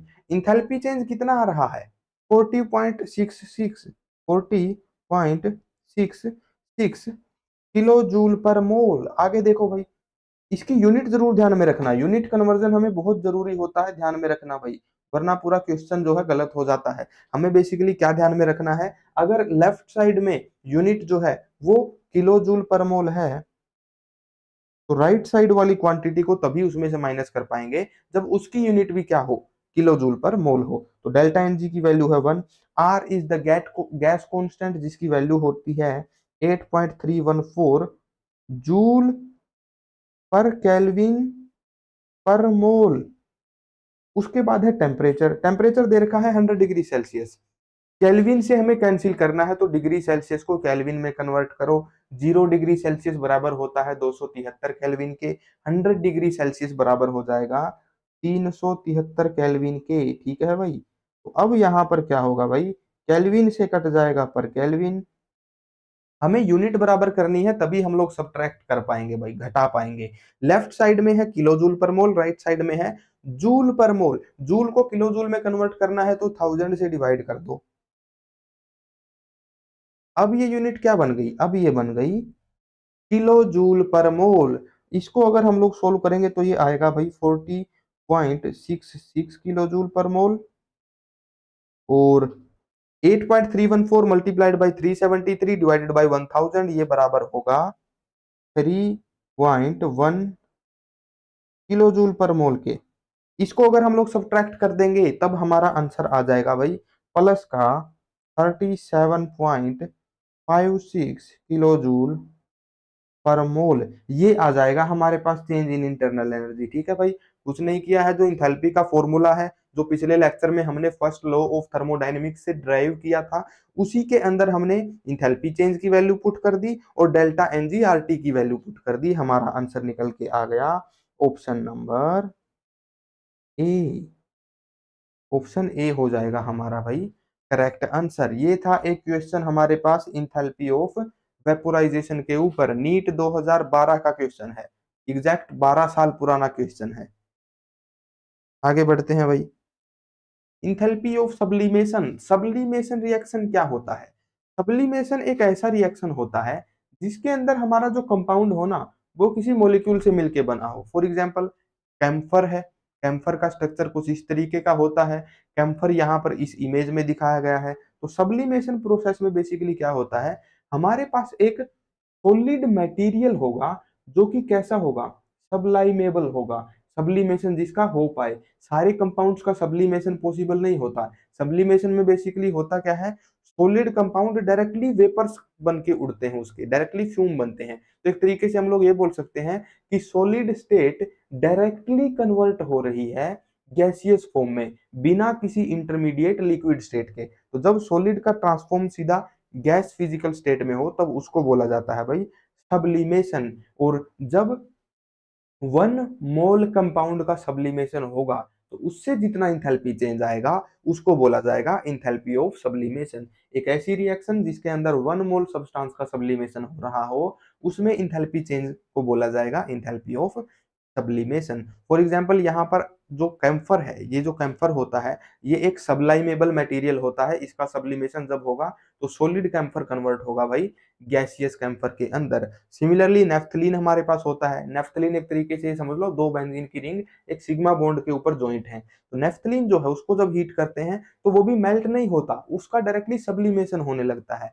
वैसे ही और भी हमारे पास कुछ कंपाउंड होते हैं भाई, एंथ्रासीन होता है, ड्राई आइस भी होता है हमारे पास। ड्राई आइस में बेसिकली क्या है, सॉलिड CO2 जो होती है वो डायरेक्टली फ्यूम्स बन के उड़ती है। सॉलिड का भी सब्लिमेशन होता है, ड्राई आइस का भी डायरेक्टली सब्लिमेशन होता है। तो मेन कॉन्सेप्ट क्या है भाई, एक सबलाइमेबल मटेरियल होगा, एक ऐसा सब्सटेंस जो कैपेबल हो सॉलिड स्टेट से डायरेक्टली गैस बनने के। तो कैम्फर होता है, नेफ्थलीन, एंथ्रासीन, ड्राई आइस, ये कुछ एग्जांपल मैंने आपको दिए हैं सबलाइमेबल मटेरियल्स के। तो इस प्रोसेस में जो इंथैल्पी चेंज आता है उसको बोला जाता है इंथैल्पी ऑफ सब्लिमेशन। आगे आता है भाई इंथैल्पी ऑफ सॉल्यूशन। ये क्या होता है देखो, ये भी एक प्रोसेस है जो हम लोग केमिस्ट्री में काफी बार करवाते हैं। इंथैल्पी ऑफ सॉल्यूशन होगा जब हम लोग एक मोल सब्सटेंस को डिसॉल्व करेंगे लिक्विड में उसका सॉल्यूशन बनाने के लिए। उस सॉल्यूशन को बनाने के बाद जो इंथैल्पी चेंज आएगा उसको बोला जाएगा इंथैल्पी ऑफ सॉल्यूशन। इसी को ना हम लोग हाइड्रेशन एनर्जी भी बोलते हैं वाटर के केस में, ठीक है। जब किसी 1 मोल कंपाउंड को हम लोग वाटर के अंदर डिसॉल्व करते हैं तब वहां से कितनी हाइड्रेशन एनर्जी जनरेट होती है उसको बोला जाता है हाइड्रेशन एनर्जी। वही अगर यहाँ पर हम लोग जनरल टर्म्स में बात करें कि किसी भी 1 मोल सॉलिड कंपाउंड को हमें डिजायरेबल लिक्विड के अंदर डिसॉल्व करना है, इस प्रोसेस में जो हीट रिलीज होगी, इस प्रोसेस में जो इंथैल्पी चेंज आएगा उसको बोला जाएगा इंथैल्पी ऑफ सॉल्यूशन।